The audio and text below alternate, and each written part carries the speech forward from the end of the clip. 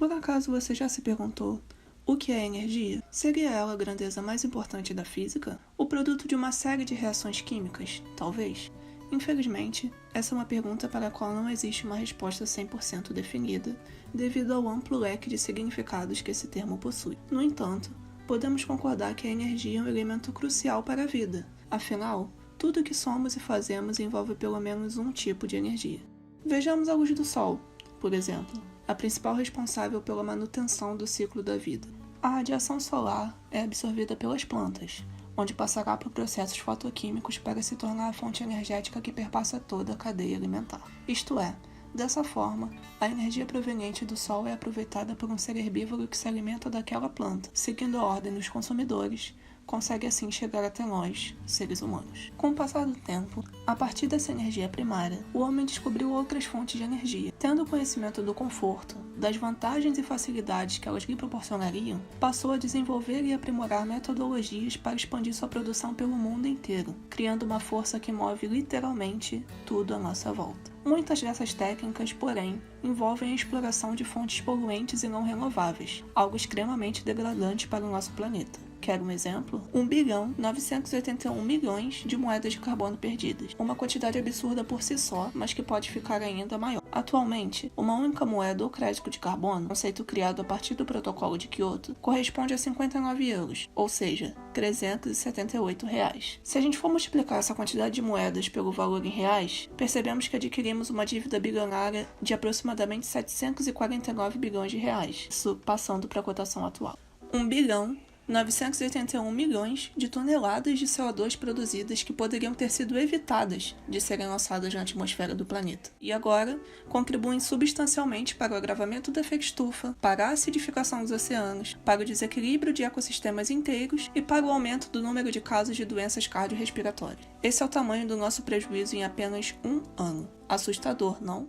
Apesar deste ser um valor extremamente alto, a responsabilidade sobre ele é de um único setor, o energético. Essa emissão é proveniente da produção e queima de combustíveis fósseis, que são utilizados tanto por veículos movidos por motor a combustão, quanto para a produção de energia elétrica, e segue sendo veementemente incentivada pelo modelo econômico industrial vigente, que é baseado majoritariamente em fontes de energia de origem fóssil. O cenário atual levanta muitas perguntas. É possível que diversas autoridades políticas, ambientais e econômicas ignorem deliberadamente essa grave situação? Será que não percebem que um colapso ambiental, esteja ele próximo ou distante, afetará a todos os organismos vivos igualmente? Por acaso se esquecem de que somos um só? E a pergunta mais importante: há algo que possa ser feito para melhorar esse perigoso cenário energético? A resposta, felizmente, é positiva e microscópica também. As microalgas são organismos unicelulares que vivem em ambientes de água doce salgada, cuja composição química é bastante complexa e que possuem uma característica bastante curiosa. Apesar de não serem plantas, realizam fotossíntese, se desenvolvendo com luz do sol e gás carbônico. As microalgas, juntamente com outros macrófitas marinhos, ou seja, plantas que sobrevivem em ambiente marinho, sem serem consideradas algas, atuam na produção de oxigênio e o fazem através da conversão do dióxido de carbono presente na atmosfera terrestre. Pesquisas e estudos recentes buscam fortemente a consolidação desses organismos como uma alternativa para a produção energética, não só por meio de sua transformação em biocombustíveis, mas também em energia elétrica. Quando falamos da produção de biocombustíveis, falamos sobre produzir e utilizar o biodiesel derivado do óleo de microalgas. E como esse processo é feito? A produção envolve a extração dos lipídios da biomassa microalgal, que incluem fosfolipídios, glicolipídios e tracilgliceróis, seguidas pela remoção do excesso de solventes químicos para a extração. Em seguida, é realizada a conversão dos óleos em biodiesel por meio do emprego de métodos de esterificação, transesterificação catalisada ou hidroesterificação. Vale ressaltar que o rendimento da produção desse biocombustível depende principalmente do conteúdo de óleo das células das microalgas. Pode ser aumentado através da aplicação de condições de estresse durante a fase de crescimento da biomassa microalgal, como a deficiência de nutrientes, anaerobiose ou temperaturas extremas. Ao falarmos sobre produção de energia elétrica, citamos principalmente as microalgas das espécies Nanochloropsis oculata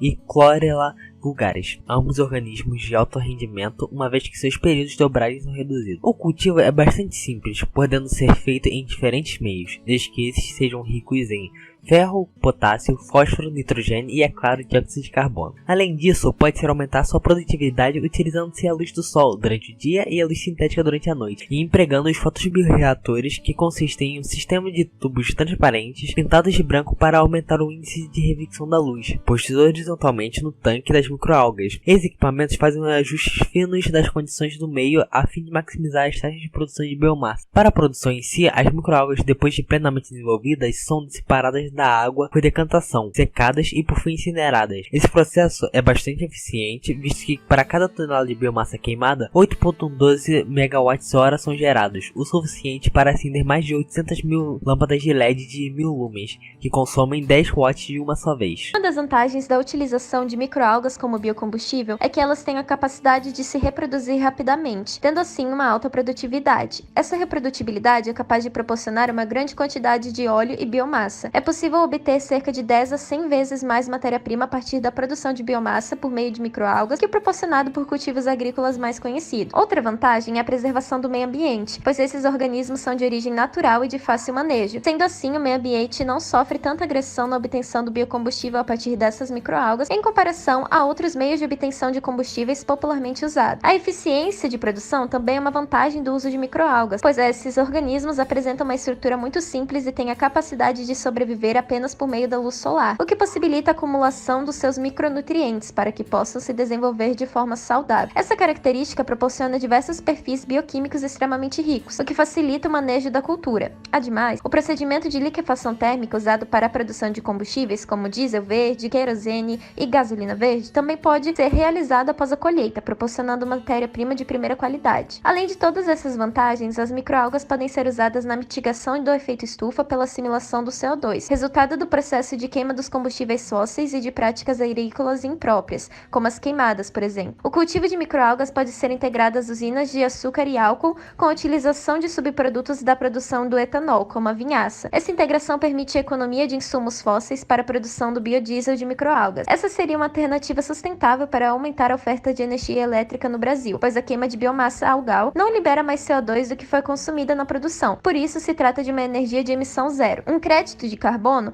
é igual a uma tonelada de carbono que deixou de ser emitida para a atmosfera, o que contribui para a diminuição do efeito estufa. Há diversas maneiras de gerar créditos de carbono, e uma delas seria parar de usar recursos não renováveis como fonte de energia de fábricas e usar fontes renováveis. O crédito de carbono será calculado pela diferença de emissão do cenário anterior à troca da fonte de energia com o cenário posterior à troca. O mercado de carbono nada mais é do que a venda desses créditos. As empresas que emitem mais carbono compram de empresas que oferecem crédito com o objetivo de tentar compensar suas emissões. O valor de um crédito de carbono é variável, pois depende de vários fatores, como a cotação do dólar diário. Os valores dos últimos dias estão em torno de R$ 60 um hectare, correspondente de 38 a 600 toneladas de carbono capturados ao ano, e será depender do bioma e da biomassa acumulada. O preço do crédito pago é de aproximadamente R$ 60 ou $10,89. Esse valor corresponde a uma tonelada de carbono capturado por hectare ao ano. Para saber o total de crédito pago, é preciso fazer uma multiplicação. Nela, seus fatores serão a área em hectare, o valor em reais, no caso do Brasil, o tanto de toneladas de emissão de carbono que será reduzida e o tempo. Usando como exemplo valores hipotéticos, eu vou parar de emitir 100 toneladas de carbono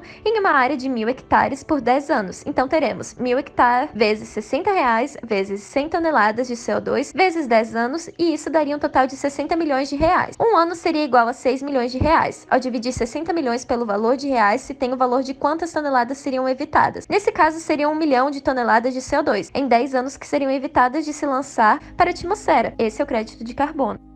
Diante de tudo que foi dito, ainda acha que podemos permanecer agindo da mesma forma em relação às fontes de energia utilizadas e suas consequências na natureza? O mundo todo está mudando, e por isso nós devemos mudar também.